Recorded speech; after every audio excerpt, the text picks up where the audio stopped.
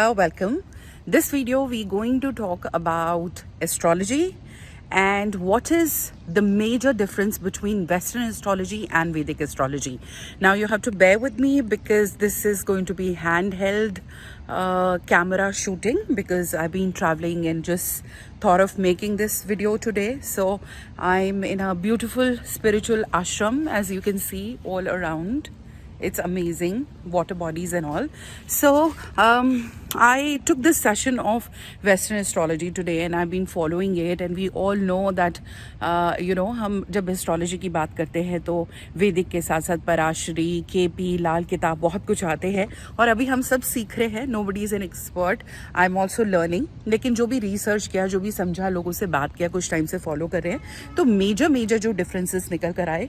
मुझे लगा initially I was very curious, then I was very appreciative of it, and then I thought let me go ahead and share this with each one of you. So now as I understand, one of the fundamental differences that Vedic astrology जो है हमारी वो moon based होती है, चंद्रमा based, जो हर 2.25 दिन में जो है चेंज होती है मूवमेंट मून की. However, when we talk about Western astrology, that is based on sun, and sun takes much more time, almost a month. So that is the basic difference. And yes, the entire concept is different, everything is totally different, and that is what we're going to talk in this video. अब अगर हम बात करते हैं जब हम वैदिक astrology की बात करते हैं, वेदास है ना, आई ऑफ वेदा, वेदांग, तो उसमें हम अलग अलग योग्स की बात करते हैं. वो काल सर्प योग हो सकता है, वो पाप कतरी योग हो सकता है, etcetera etcetera. There is no provision of yogas in western astrology. ऐसे कोई भी योग वेस्टर्न एस्ट्रोलॉजी में नहीं होते हैं. सिमिलरली वैदिक एस्ट्रोलॉजी में आपके आस्पेक्ट के रेशियो की, अगर हम दृष्टि की बात करें कि कौन किसकी दृष्टि है, और मार्स, जुपिटर, सैटर्न, इनके आस्पेक्ट स्पेशल होते हैं. वेस्टर्न एस्ट्रोलॉजी में ऐसा कोई आस्पेक्ट का भी कॉन्सेप्ट नहीं है. हर प्लैनेट खुद को देख रहा है और सामने जो है उसको देख रहा है, and that's about it. Similarly when we talk about dashas, Vimshottari dasha, mahadasha, antardasha, pratyantar dasha, western astrology does not have anything like that. In that, predictions are done basis your the transits that are happening. In Vedic astrology आप गोचर या transit को consider करते हैं, लेकिन आप जो promises हैं वो बोलते हैं डिलीवर करेंगे उसके दशा पीरियड में. सो अगर अभी तक के वीडियो में हमें मोटा मोटा जो समझ में आया है वो ये आया है कि वेस्टर्न एस्ट्रोलॉजी रिलेटिवली सिंपलर है, वैदिक ज़्यादा गूढ़ है, ज़्यादा गहरी है, ज़्यादा डेप्थ है. इस वीडियो में मैं कहीं भी ये जताने की या बताने की कोशिश नहीं कर रही कि दोनों में से कौन सी ज़्यादा सुपीरियर है या आप किसको फॉलो करें. As a person, as a human being, my concept is whatever resonates with your heart, whatever rings a bell is the best thing for you. चाहे वो एस्ट्रोलॉजी हो, चाहे वो आपके लाइफ में कोई रिलेशनशिप हो, जो जमता है, जो फपता है वही करे. लेकिन इस वीडियो से सिर्फ प्रयास है एक इन्फॉर्मेशन शेयर करना, कि मोटा मोटा ये साझा करना कि क्या क्या डिफरेंसेस होते हैं. तो जो हमारी वैदिक एस्ट्रोलॉजी है मून बेस्ड एसेंशियली, उसमें हमने देखा कि उसमें योग हैं, उसमें विंशोत्री दशा है, और भी कई अलग अलग तरीके की प्रकार की दशा सिस्टम है, और उसके बेसिस पे प्रिडिक्शन की जाती है. जबकि वेस्टर्न एस्ट्रोलॉजी में आपकी प्रिडिक्शन जो है सिर्फ जो आपका चार्ट है और उसमें जो ट्रांजिट लग रहे हैं उस पे की जाती है. अब दोनों, whether it is Vedic astrology or Western astrology, both of them have got 12 houses. But interestingly, like in Vedic astrology, जो 12 के 12 भाव हैं वो 30 degrees के होते हैं. Western astrology does not follow that. It could be more or less than 30 degrees depending upon different calculation. We're going to talk about maths and calculation in a quick while. But both, whether it is Vedic astrology or Western astrology, has got 12 bhavas or 12 houses. The how much it is, 30 degree is fixed in Vedic. Like I said, Western does not follow that. Now in Vedic you have basic 9 planets, shadow planets जो आपके हैं राहु केतु. लेकिन आपके western astrology में ऐसा नहीं है. राहु केतु का कॉन्सेप्ट नहीं है, कभी नॉर्थ साउथ नोड बोल दिया जाता है, लेकिन वहाँ आपके 12 प्लैनेट्स है, वहाँ आपका प्लूटो भी है, वहाँ आपका यूरेनस भी है, वहाँ पे आपके और टोटल 12 प्लैनेट्स है. सो western astrology is, I would say, simpler. And if I've asked various people, they say that for life impacting things and predictions, we follow Vedic.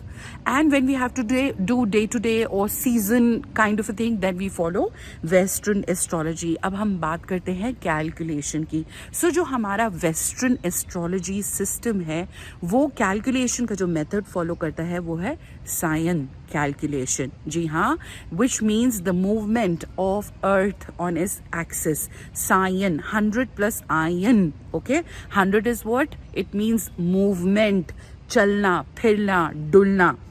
और हमारी जो वैदिक एस्ट्रोलॉजी है वो फॉलो करती है साइडरेरियल कैलकुलेशन.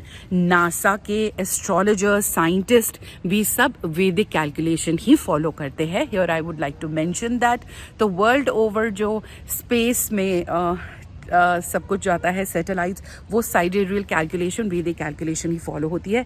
लेकिन वेस्टर्न एस्ट्रोलॉजी फॉलो करता है आपका ट्रॉपिकल सायन calculation. So things are very very different. ये कैलकुलेशन उनको बहुत बहुत डिफरेंसेस दे देती है. और मैं ऑलरेडी बता चुकी हूँ कि वेस्टर्न सन को यूज़ करता है, जो सन हमारा सोल है ना, और मून को फॉलो करता है वैदिक. अच्छा, चाहे वेस्टर्न हो चाहे वैदिक हो, दोनों में जो प्लैनेट्स की सिग्निफिकेंस है, जिनके वो कारक है, सिग्निफिकेटर है, वो तो सेम ही रहते हैं. जुपिटर नॉलेज विजडम के लिए है तो उसी के लिए ही रहेगा. ठीक है, अब हम यहाँ पर बात करेंगे कि रेमेडीज़ की जब हम बात करते हैं, उपाय की जब हम बात करते हैं, तो वैदिक एस्ट्रोलॉजी हैज़ मोर स्कोप. अगर आपके लाइफ में कोई भी प्रॉब्लम है, रिलेशनशिप प्रॉब्लम है, सो वैदिक गिव्स यू दैट एक्सपेंशन, वैदिक गिव्स यू दैट स्पेस कि जहाँ पर आप अलग अलग रेमेडीज़ करें. वो चैरिटी के फॉर्म में हो सकती है, मंत्र जाप, वैदिक रिचुअल, कोई पूजा करवाना. Western astrology unfortunately does not provide lot of space for remedial things. ऐसा कहा जाता है कि जब सतयुग समाप्त हुआ और कलयुग की शुरुआत हुई, तब सायन और नारायण कैलकुलेशन सेम थी, बट आज की डेट में इसमें बहुत फ़र्क है. इसलिए क्या होता है, कई बार लोग कंफ्यूज हो जाते हैं. अगर ट्रांजिट की बात करते हैं, it's getting darker here because sun is setting. So जब लोग कैलकुलेशन की बात करते हैं तो कई बार ट्रांजिट की बात करते हैं. तो फॉर एग्जांपल ऐसा हो सकता है, ऐसा ही होता है कि वीनस मान लीजिए वैदिक में ट्रांजिट कर रहा है एरीज में, तो वेस्टर्न में ट्रांजिट करेगा टॉरस में, बिकॉज उसमें करीबन 25-26 डिग्री का फ़र्क रहता है. So that is interesting point that we have to note. और मैंने ऑलरेडी बताया कि वेस्टर्न एस्ट्रोलॉजी में हमारे जो वैदिक के 9 प्लैनेट्स हैं उसमें एक्स्ट्रा ऐड हो जाते हैं हमारे, जो मैंने बताया, Pluto, Uranus and Neptune. Interestingly जब प्लैनेट्स की लॉर्डशिप की बात करते हैं वेस्टर्न एस्ट्रोलॉजी में, वैदिक एस्ट्रोलॉजी की तरह सब सेम रहता है, लेकिन क्योंकि नए 3 प्लैनेट्स आ गए हैं तो वो लॉर्डशिप भी तो किसी ना किसी की देंगे ना. तो हमारा जो स्कॉर्पियो है वेस्टर्न एस्ट्रोलॉजी में, स्कॉर्पियो वो प्लूटो, एक्वेरियस, यूरेनस और पाइसेस को नेपच्यून की लॉर्डशिप मिलती है. ये भी एक रिमार्केबल डिफरेंस है वेस्टर्न एस्ट्रोलॉजी और हमारी वैदिक एस्ट्रोलॉजी में. और ये मैं ऑलरेडी बता चुकी हूँ कि वेस्टर्न एस्ट्रोलॉजी में एस्पेक्ट, दृष्टि, योगा, हमारी दशाज, इसका युति, इन सब का कोई भी प्रावधान नहीं है ना.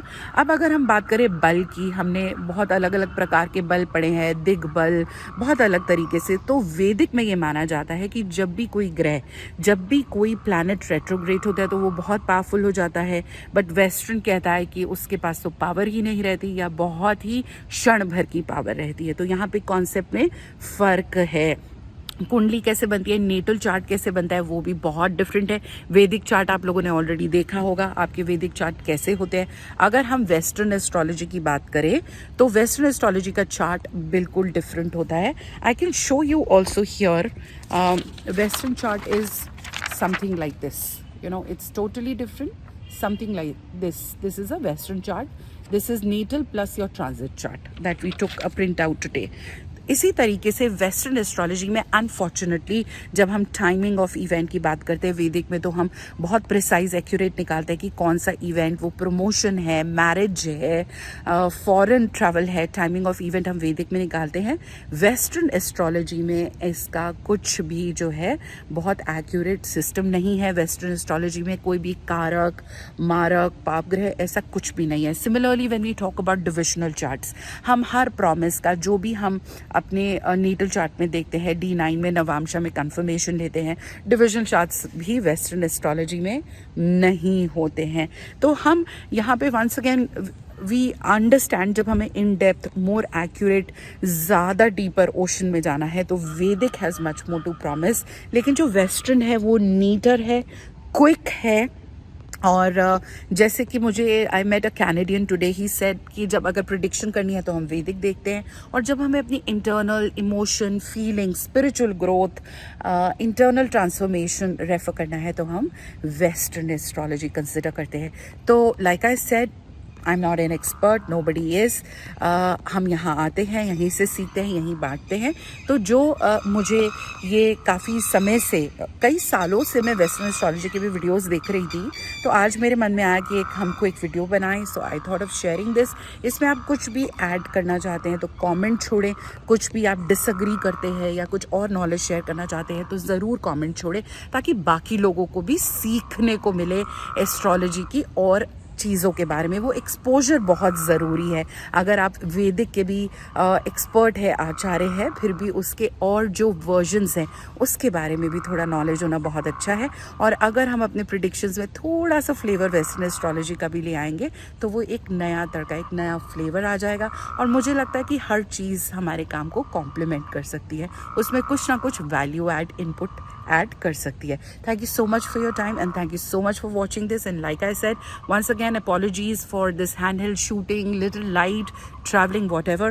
But I think it's the knowledge and wisdom that should matter the most. So thank you for accommodating to all the shortcomings. See ya. Namaste.